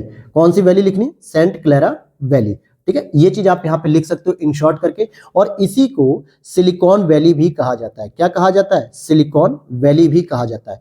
तो मुझे ये बताओ सिलिकॉन वैली कहाँ डेवलप हो रही है? सैन फ्रांसिस्को में हो रही है, और जहां पे सॉफ्टवेयर इंडस्ट्री का डेवलपमेंट ज्यादा होता है, सॉफ्टवेयर इंडस्ट्री का डेवलपमेंट ज्यादा देखने को मिलता है। तो ये चीज आपको लिखनी होगी कि सैन फ्रांसिस्को, सबसे इंपॉर्टेंट चीज हमने लिखी भूमध्य सागरीय जलवायु में, इसलिए यहाँ पे रसदार फलों की खेती होती है। और इसी के सेंट क्लेरा वैली, क्या लिखा आपने? सेंट क्लेरा वैली, यहां को हम सिलिकॉन वैली भी कहते हैं, जहां पे सॉफ्टवेयर इंडस्ट्री यानी कि सॉफ्टवेयर उद्योगों का सर्वाधिक विकास हुआ है। और यहीं पर ध्यान देना, एक और पॉइंट आपको लिखना है सैन फ्रांसिस्को के ही हाईलाइट करके, क्योंकि ये पूरा का पूरा आपको जगह दी हुई है भाई, इतनी जगह है। आप यहाँ पे छोटा छोटा करके बहुत सारे पॉइंट लिख सकते हो जो मैं बता रहा हूं। यहां पर एक और पॉइंट आपको लिखना है कि इसे हम क्या कहते हैं? सिटी ऑफ गोल्डन गेट भी कहते हैं। क्या कहते हैं इसे हम? सिटी ऑफ गोल्डन गेट भी कहा जाता है। समझ में आ गई बात? सिटी ऑफ गोल्डन गेट भी कहा जाता है। जैसे अभी मैंने आपको बताया था सिटी ऑफ स्काई स्क्रैपर, गगनचुंबी इमारतें न्यूयॉर्क में थी, लेकिन यहाँ पे सिटी ऑफ गोल्डन गेट भी इसको कहा जाता है। और वहीं साक्रामेंटो की बात करूं मैं, साक्रामेंटो की बात, तो ये कैलिफोर्निया की प्रशासनिक राजधानी है। यानी कि जैसे हम कहते हैं कि उत्तर प्रदेश की राजधानी कहाँ पे है, जहां से प्रशासन चलाया जाता है? लखनऊ हो गई, बिहार की राजधानी पटना हो गई, एमपी की राजधानी भोपाल हो गई, उत्तराखंड की राजधानी देहरादून हो गई। सेम उसी तरीके से जो आपका कैलिफोर्निया राज्य है उसकी ये राजधानी है सैक्रामेंटो, ठीक है। तो सैक्रामेंटो भी किसमें सम्मानित हो गया? भूमध्य सागरीय जलवायु। तो आई थिंक यहाँ पे 5-6 पॉइंट आपने कवर कर लिए होंगे। अब हम आगे चलते हैं अपने लास्ट टॉपिक की तरफ, धीरे धीरे हम लोग बढ़ रहे हैं। अब आ जाओ कोलंबिया नदी की बात करेंगे। कोलोराडो नदी की बात नहीं कर रहा हूं मैं, कोलंबिया नदी की बात कर रहा हूं, ठीक है। यहां पर ही आप देख लो, पॉलिटिकल मैप में ही आप चीजों को कवर कर लो। यहां पे देखोगे स्नेक रिवर एक दिख रही होगी, और यहां पे आपको कोलंबिया रिवर दिख रही होगी, ठीक है। इतनी बात क्लियर? तो ध्यान से सुनना, कोलंबिया नदी रॉकी पर्वत से निकलने के बाद कोलंबिया स्नेक पठार से होते हुए प्रशांत महासागर में गिर रही है। तो मुझे बताओ, ये जो है यहाँ कहीं पे रॉकी माउंटेन की पूरी श्रृंखला थी, रॉकी माउंटेन से निकलती हुई इस तरीके से नदी जो है कि कहाँ गिर रही है? ये पैसिफिक ओशियन में गिर रही है। किस में गिर रही है? पैसिफिक ओशियन में गिर रही है। और यूएसए के प्रशांत महासागर में गिरने वाली नदियों में सबसे लंबी नदी है। अब समझना मेरी बात को, मैंने क्या कहा, इसे ही आप लिख सकते हो इस तरीके से, कोलोराडो नदी मतलब कोलंबिया नदी को निकाल के, कि ये प्रशांत महासागर में गिरने वाली सबसे लंबी नदी है। कौन सी नदी है ये? सबसे लंबी नदी है, प्रशांत महासागर में गिरने वाली सबसे लंबी नदी है। क्यों मैंने ऐसा कहा? क्यों कहा भाई? क्योंकि यूएसए की आपने एक सबसे बड़ी नदी पढ़ी थी, सबसे लंबी नदी, जिसका नाम मैंने आपको बताया था मिसिसिपी। लेकिन आपको पता होगा कि मिसिसिपी गिर रही थी गल्फ ऑफ मैक्सिको में, और गल्फ ऑफ मैक्सिको किस में होता है? अटलांटिक ओशन में होता है। तो यूएसए की जो सबसे लंबी नदी है वो तो है आपकी गल्फ ऑफ मतलब मिसिसिपी, जो gulf of Mexico Atlantic ocean में गिर रही है।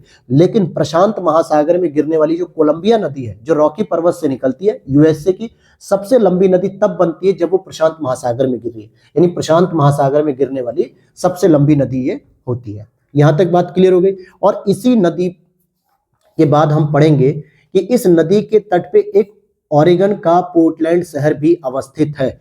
क्या है? अगर आपको नहीं पता चल रहा तो यहाँ देख सकते हो, ओरेगन लिखा हुआ है, ओरेगन। और इसी का एक पोर्टलैंड शहर भी यहाँ पे फेमस है, क्योंकि कई बार इस शहर को पूछा जाता है लोकेशन के रूप में, तो ये बस आपको याद रहना चाहिए। अच्छा, ओलंपिया आपने सुना होगा, जो मैथ की ओलंपिया वगैरह बहुत सारे लोग करते हैं, प्रैक्टिस करते हैं, विक्टोरिया को सुना होगा। तो ये तीनों लोकेशन आप यहीं पे ट्रैक कर सकते हो। कहाँ पे? आप देखोगे ओरेगन के पास पोर्टलैंड भी है, यहीं पे आपको ओलंपिया भी, यहाँ पे विक्टोरिया भी है। एक सबसे इंपॉर्टेंट और सबसे जरूरी फैक्ट आपको बता दूं कि आप यहीं पे एक वॉशिंगटन प्रांत भी देख रहे होंगे। वॉशिंगटन प्रांत यही पोर्टलैंड के पास मैंने यहाँ पे हाईलाइट किया है। ध्यान देना कि वॉशिंगटन जो है कि एक राज्य है, लेकिन अगर जब इसी वॉशिंगटन के आगे मैं डीसी लगा देता हूं, वॉशिंगटन डीसी, तो इसका मतलब हो गया ये यूएसए की राजधानी जो पोटोमैक रिवर पर स्थित है। दूसरा प्रश्न मैं ये बना सकता हूं कि यूएसए की राजधानी आपकी वॉशिंगटन डीसी किस तट पे है? पूर्वी तट पे आपको बतानी है। आप इसको मत रट के चले जाना कि सर हमने तो पश्चिमी तट पे पढ़ी थी। वो वॉशिंगटन है केवल, ये एक प्रांत है, राजधानी नहीं है ये। ठीक है, यहाँ पे जो तीन इंपॉर्टेंट लोकेशन है, विक्टोरिया, ओलंपिया, पोर्टलैंड, ये सभी आपके प्रशांत महासागर के तट पे यानी पश्चिमी तट पे है। और ओरेगन का ये जो है, इतनी बात क्लियर होगी। अब यहाँ पे कोलंबिया, जो अभी मैंने आपको रिवर पढ़ाई थी, कोलंबिया पे सबसे इंपॉर्टेंट एक बांध आता है जो प्रश्न आपसे पूछा जाता है। देखता हूं फिजिकल में है कि नहीं, एक बार आप भी चेक करिए जरा। नहीं है, ठीक है, फिजिकल में नहीं है, तो यहीं पर आप लिख लो, इसी कोलंबिया के पास जो है कि एक बांध आता है जिसका नाम होता है ग्रैंड कूली बैंड। क्या मैंने बताया? ग्रैंड कूली बांध। यानी कि आप इस तरीके से लिख सकते हो कि ग्रैंड कूली डैम जो है वो किस रिवर पे स्थित है? कोलंबिया। तो आपने तीन महत्वपूर्ण बांधों को पढ़ा। होवर और बाउल्डर कोलोराडो नदी पे स्थित है, हमने पढ़ा था, जो गल्फ ऑफ कैलिफोर्निया में गिर रही है। वहीं हमने बताया कि ग्रैंड कूली डैम ये कहां पर स्थित है? कोलंबिया में स्थित है, यानी कोलंबिया नदी पर स्थित है ये डैम। क्लियर है? और वॉशिंगटन में अवस्थित सिएटल वायुयान का एक महत्वपूर्ण नदी केंद्र भी है। सिएटल भी यहीं कहीं होगा। हाँ, ये रहा, आप देखोगे सिएटल, ये लिखा हुआ है सिएटल। और ये कहां स्थित है? वॉशिंगटन में, क्योंकि वॉशिंगटन प्रांत में स्थित है सिएटल, और ये भी एक वायुयान उद्योग का एक महत्वपूर्ण केंद्र है। तो सिएटल, जो जो लोकेशन में बोल रहा हूं ना, उसको हाईलाइट कर लो या फिर पेन से बॉक्स में बना लो, किसी भी तरीके से, ताकि वो आपकी लोकेशन आपकी नजरों के सामने रहे। ये सब वो लोकेशन है जो कई बार एग्जाम में पूछी जाती है कि सिएटल कहाँ पे है, पोर्टलैंड कहाँ पे है, विक्टोरिया कहाँ है, ओलंपिया कहाँ है, वॉशिंगटन कहाँ है, कैलिफोर्निया कहाँ है। तो ये सब इंपॉर्टेंट लोकेशन आपकी देखने को मिलती है। अब यहाँ पे एक सबसे लास्ट इंपॉर्टेंट नदी की तरफ हम चलेंगे, फ्रेजर रिवर की बात करेंगे। ये भी रॉकी पर्वत से निकलने वाली जो फ्रेजर नदी है, ये कनाडा के ब्रिटिश कोलंबिया पठार से होते हुए वैंक्यूवर आइलैंड के समीप प्रशांत महासागर में गिर जाती है। तो अगर मैं कहूं कि ये इस तरीके से आप देखोगे, इस तरीके से रॉकी पर्वत है, तो यहां से ब्रिटिश कोलंबिया पठार से होते हुए ये फ्रेजर नदी आ रही है। देखो, फ्रेजर नदी की लोकेशन मैंने दिखाई आपको, यहाँ पे आप देख पाओगे, यहाँ पे इस पॉइंट पे भाई यहां से निकल ये ब्रिटिश कोलंबिया पठार हो गया। हालांकि ये तो वहां का शहर भी है कनाडा का, यहीं पे पठार है, तो यहीं से होते हुए जो है कि फ्रेजर नदी आती है और कहां जाके गिरती है? प्रशांत महासागर में। कहां पे? विक्टोरिया आइलैंड के पास। हालांकि इसका गिरने का तरीका यहाँ पे इसे बाहर लिखा गया, विक्टोरिया आइलैंड के पास प्रशांत महासागर में गिर जाती है। और इस नदी के मुहाने पर स्थित वैंक्यूवर पश्चिमी कनाडा का सबसे बड़ा बंदरगाह है। ये जो वैंक्यूवर आपको देखने को मिल रहा है, वैंक्यूवर आइलैंड के पास, ये आपका सॉरी, ये रहा वैंक्यूवर, ये वाला आइलैंड नहीं, ये बंदरगाह की मैं बात करूं, क्योंकि असल में जहां पे मैंने हाईलाइट किया आपकी बुक में दिख रहा होगा, फ्रेजर नदी के तट पर ही है बिल्कुल। और ये पश्चिमी कनाडा का सबसे बड़ा बंदरगाह है। क्या है? सबसे बड़ा बंदरगाह है। अब जरा मुझे बताओ, पूर्वी बंदरगाह कौन सा फेमस था कनाडा का? याद करो, याद करो, जल्दी कमेंट करो। पूर्वी तरफ कैसे? देखो, लोकेशन को तो याद करके ना ऐसे हो सकता है ना, पूछूंगा बीच बीच में, भूल गए? क्यूबेक को मैंने बताया था, क्यूबेक सेंट लॉरेंस रिवर पे था, जो सबसे इंपॉर्टेंट है अटलांटिक महासागर में, कनाडा के पूर्वी तट पे है क्यूबेक। क्यूबेक जो है कि सबसे इंपॉर्टेंट जो है कि बंदरगाह बनता है। और इधर कौन सा है? वैंकूवर। ये वही वैंकूवर है, वैंकूवर आइलैंड, जहां पे हमने कामागाटामारू प्रकरण पढ़ा था 1914 1913 का मॉडर्न हिस्ट्री में, जहाज को रिटर्न कर दिया गया था, ये वही वाला है, ठीक है। और पश्चिमी कनाडा का सबसे बड़ा बंदरगाह होने के साथ ही यह जलयान उद्योग का भी एक महत्वपूर्ण केंद्र है। और अगर मैं बात करूं कि यह कनाडा पैसिफिक रेलवे और कनाडा नेशनल रेलवे का पश्चिमी जंक्शन भी ये है। क्लियर हो गई बात? अब जरा हम बात करेंगे यहाँ पे कनाडा के स्टेट्स की, कि कौन कौन से कनाडा के स्टेट है। अच्छा, कनाडा की राजधानी क्या है दोस्तों? ओटावो। और ओटावो कहां पर है? ओंटारियो झील के पास है। किसके पास है? ओंटारियो झील के पास। ये रहा ओटावा, है ना, ये ओंटारियो झील हो गई और यहाँ पे ओटावा हो गया, ठीक है।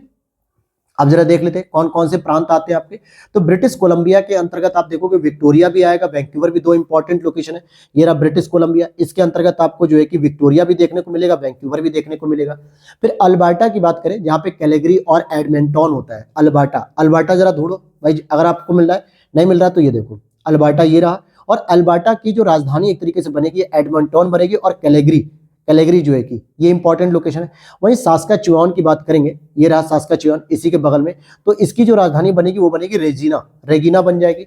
और हम इस तरीके से चलेंगे मैनीटोबा की तरफ।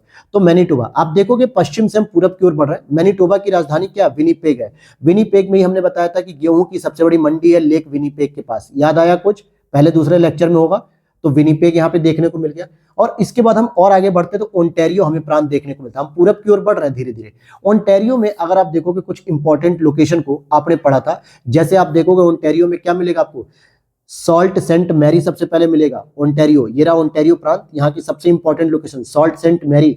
उसके बगल में आपने सडबरी को पढ़ा, सडबरी के पास आपने हैमिल्टन को पढ़ा, हैमिल्टन के बाद आप टोरंटो पढ़ोगे। टोरंटो, जी हाँ, ये वही टोरंटो जो आप देखते हो ना, विन डीजल की एक मूवी आती है जो कार रेसिंग पे है, नाम नहीं याद आ रहा उसके, फास्ट फ्यूरियस, ठीक है, फास्ट एंड फ्यूरियस। वो अक्सर क्या करता है? टोरंटो में ही जो है कि रहता है। विन डीजल गंजा, वो हमेशा टोरंटो में रहता है, तो टोरंटो यहीं रहे, ठीक है। जिन्होंने देखा हो वो जान रहे होंगे। ओटावा भी यहीं पे है, ठीक है। ओटावा क्या है? ये पूरे कनाडा की राजधानी है।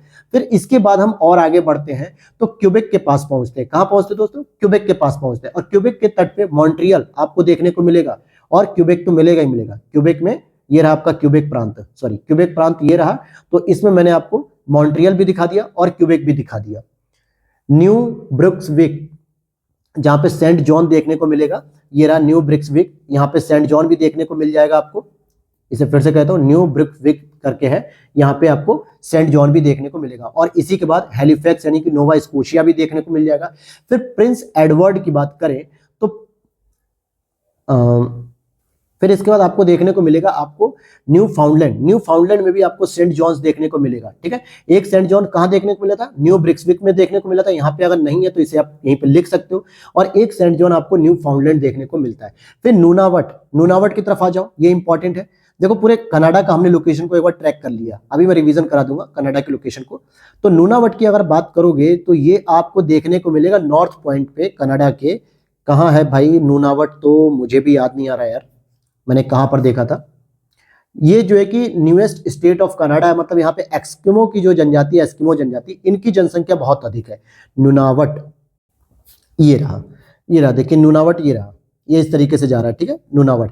और यहाँ पे आप एक पॉइंट को लिख सकते हो कहीं भी, चाहे यहाँ जगह घेर के लिख लो, चाहे जहां पर भी, या हडसन के बे में लिख लो, कहीं पे भी, कि एस्किमो जनजाति। ये कई बार आपसे मिलान करने के लिए आता है ना कि एस्किमो जनजाति कहाँ पाई जाती है। तो एस्किमो जनजाति सबसे अधिक आपको देखने को मिलेगी नूनावट में, एस्किमो जनजाति, ठीक है। और ये किस में आ रही है? अगर आप देखोगे नूनावट को, आप देखोगे तो ये आर्कटिक सर्कल में आ रही है कि नहीं आ रही? 66.5 डिग्री नॉर्थ में।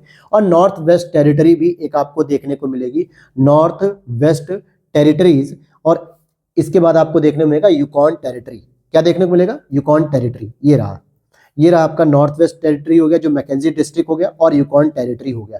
तो ये आप एक तरीके से लोकेशन आपने देख ली कनाडा की। जैसे हमने देखा था, क्या देखा था? ब्रिटिश कोलंबिया में हमने देखा था, वैंकूवर देखा, विक्टोरिया देखा, फिर अल्बर्टा में हमने एडमोन और कैलिगरी देखा, सास्केचुआन में हमने रेजिना देखा, मैनीटोबा में हमने विनीपेग देखा, ओंटारियो में हमने सॉल्ट सेंट मैरी सडबरी देखा, फिर नीचे Ottawa, Hamilton, Toronto, Montreal, Quebec, ये सब देखा। फिर न्यू ब्रिक्सविक में हमने यहाँ पे सेंट जॉन देखा, नोवा स्कोशिया, हैलिफैक्स, न्यू फाउंडलैंड में सेंट जॉन देखा। उसके बाद हमने नुनावट देखा जो कि एस्किमो जनजाति से रिलेटेड है। फिर यहाँ पे नॉर्थ वेस्ट टेरिटरी और यूकॉन टेरिटरी। तो ये इंपॉर्टेंट लोकेशन थी और आज इसी के साथ मैं आपसे बताना चाहूंगा कि पूरे 5 लेक्चर में हमने नॉर्थ अमेरिका को कंप्लीट कर लिया है। नॉर्थ अमेरिका आपका कंप्लीट हो गया, जिसमें हम लोगों ने फिजिकल मैप को भी कंप्लीट किया और पॉलिटिकल मैप को भी कंप्लीट कर लिया है, जहां पर आपने हर प्रकार की रिवर को पढ़ा, जो इंपॉर्टेंट रिवर थी, लेक्स को पढ़ लिया आपने, माउंटेन को पढ़ लिया, हाईएस्ट पीक को पढ़ लिया, लोकेशन को पढ़ लिया, जितनी भी इंडस्ट्रीज थी ये सारी चीजें मैंने आपको पढ़ा दी। गल्फ स्ट्रीम जो चैनल थे यानी कि हडसन बे, जेम्स बे, फ्लोरिडा कनाल, जितनी भी चीजें थी आपको ये पूरी की पूरी आपको कवर करा दी है। तो जरा एक बार अपने नॉर्थ अमेरिका मैप पे जरा लोकेशन पे आप ट्रैक करो और जरा मुझे बताओ कि ऐसी कौन सी लोकेशन है जो आपको लग रही हो कि आपने ना पढ़ी हो, जरा एक बार, या फिर आप मेरे मोबाइल पे देखो, मतलब बार बार मेरे कहता हूं, अपने मोबाइल पे देखो आप लोग, आप देखोगे ये पूरा का पूरा हमने अमेरिका का ये पूरी लोकेशन दोस्तों कवर कर लिया है। आप चाहे आपसे अगर आप कोई पूर्वी कोस्टल पूछेगा ना, पूर्वी क्षेत्र में यहाँ पे क्या क्या लोकेशन है, या आपको पश्चिमी लोकेशन अगर कोई पूछता है तो आप बेधड़क बताओगे। क्यों बताओगे? कहना कि मैंने ग्लैंस एकेडमी से वर्ल्ड मैप किया है और इतना शानदार वर्ल्ड मैप किया है मैंने कि अब सारी लोकेशन मुझे तैयार है। क्लियर है दोस्तों? और अगर एक ही छोटी सी रिक्वेस्ट है कि अगर वीडियो लाइक कर देना अगर अच्छी लगी हो तो, और हमारे चैनल को फॉलो कर सकते हो जहां पे आपको इस तरीके के सारे कंटेंट्स मिलते हैं। और साथ में अगर टेलीग्राम चैनल नहीं ज्वाइन किया तो उसे भी ज्वाइन कर लो, उसका लिंक मैंने डिस्क्रिप्शन बॉक्स में दे दिया है। आज मैं इसका पूरा नोट्स आपको प्रोवाइड करा दूंगा नॉर्थ अमेरिका को, जिससे आप कल इसे अपना प्रिंट आउट निकाल के अपना रिवीजन जरूर कर लो। और आप एक चीज देखना, मैं एक चीज बताना चाहूंगा कि आपको अगले कॉन्टिनेंट के लिए कैसे तैयार रहना है। कैसे? अब जैसे हमने ये सारी चीजें कवर की, अब हम पढ़ेंगे अगला कॉन्टिनेंट होगा हमारा साउथ अमेरिका। तो हमने सबसे पहले इसमें क्या चीजें पढ़ी? हमने सबसे पहले इसमें पढ़ा कोस्टल रीजन, हमने जितने भी तटीय क्षेत्र थे। फिर हम लोगों ने क्या पढ़ा? चैनल पढ़ा। चैनल का मतलब कौन सा? यूट्यूब चैनल नहीं, बल्कि हमने क्या पढ़ा? यहाँ पे जो धारा होती, जल डमरू मध्य होते, ये पढ़ा। इसके बाद हम लोगों ने क्या पढ़ा? बे पढ़े, यानी कि चैनल कह दो, बे कह दो, खाड़ी पढ़ ली।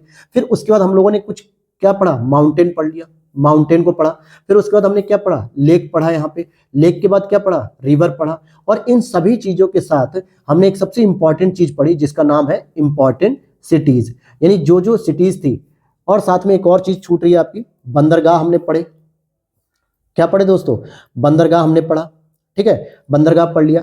और जितने भी औद्योगिक स्टेट थे यानी औद्योगिक क्षेत्र थे, चाहे वो लौ अयस्क को लेके हो, या फिर स्टील इंडस्ट्री को लेके हो, कोयला इंडस्ट्री को लेके हो, या तेल खनिज शोधन कारखाने हो, या फिर एग्रीकल्चर इंडस्ट्री हो, जितने भी पोर्ट या जलवायु इंडस्ट्री हो, जलयान इंडस्ट्री हो, वायुयान इंडस्ट्री हो, ये सारी चीजें। अब मुझे बताओ किसी भी महाद्वीप में इससे बाहर कोई प्रश्न आएगा क्या?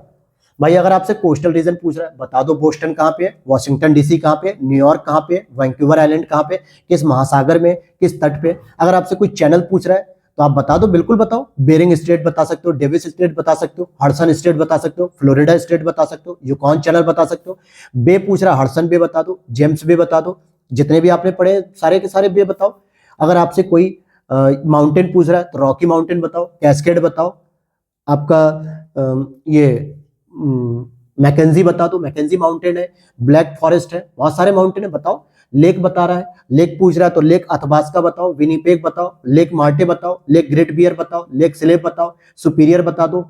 और उसके बाद जो है कि ह्यूरॉन है, मिशिगन है, एरी है, ओंटारियो है, लेक सॉल्ट भी है, जितने भी इंपॉर्टेंट लेक है वो सारी चीजें बताओ। अगर आपसे कोई रिवर पूछ रहा है तो रिवर बता दो, मिसिसिपी बताओ, उसकी साइड मिसौरी बताओ, कोलंबिया बताओ, कोलोराडो बताओ, रियो ग्रांडे बताओ, मैकेंजी बताओ, हडसन बताओ, पोटोमैक बताओ, ये सारी रिवर ही तो है। फिर अगर आपसे कोई इंपॉर्टेंट सिटी पूछ रहा है, बाल्टीमोरे बता दो, कहाँ पे भाई? बोस्टन टी पार्टी कहाँ पे की? न्यूयॉर्क में क्या देखा आपने? वॉशिंगटन डीसी में क्या देखा? बर्मिंघम में क्या देखा? पेंसिल्वेनिया में क्या देखा? फिलाडेल्फिया में क्या देखा? वैंकूवर आइलैंड में क्या देखा? कैलिफोर्निया में क्या देखा? सैन डियागो में क्या देखा? सैक्रामेंटो में क्या देखा? और साथ में आप सैन फ्रांसिस्को में क्या देखा आपने? जो जो इंपॉर्टेंट चीजें हैं वो सारी बताओ आप, जो है कि क्लियर। इसी तरीके से आप बंदरगाह के नाम बता सकते हो। भाई बंदरगाह मैंने आपको बताया ना, लॉस एंजलिस जो है कि बंदरगाह, सैन डियागो बंदरगाह हो गया, और इधर आप देखोगे तो वॉशिंगटन हो गया, बोस्टन हो गया, औद्योगिक क्षेत्र आप बता दो। तो अब इससे बाहर आपका क्या ही प्रश्न आएगा? मैं मानता हूं कि प्रश्न कुछ भी पूछ सकता है एग्जामिनर, लेकिन आपके माइंड सेट तैयार हो गया कि हाँ भाई मुझे एटलस को कैसे पढ़ना है। आपने अगर इस तरीके से एटलस नहीं पढ़ा होगा ना आज तक, तो बस एक छोटी सी रिक्वेस्ट है कि अगर आपके लाइक अगर मुझे मिले सबसे अधिक, तो मैं समझ सकता हूं कि ये पूरा का पूरा कॉन्टिनेंट आपको बहुत अच्छे समझ में आ गया और बहुत अच्छे से मैंने अपनी पूरी मेहनत की और आपको चीजें बेनिफिशियल लगी। अब इसी के बाद हम लोग कल शुरू करेंगे साउथ अमेरिका, तो तैयार रहना अपने पेन, मार्कर, एटलस के साथ। तो मिलते हैं नेक्स्ट वीडियो में। Thanks for watching.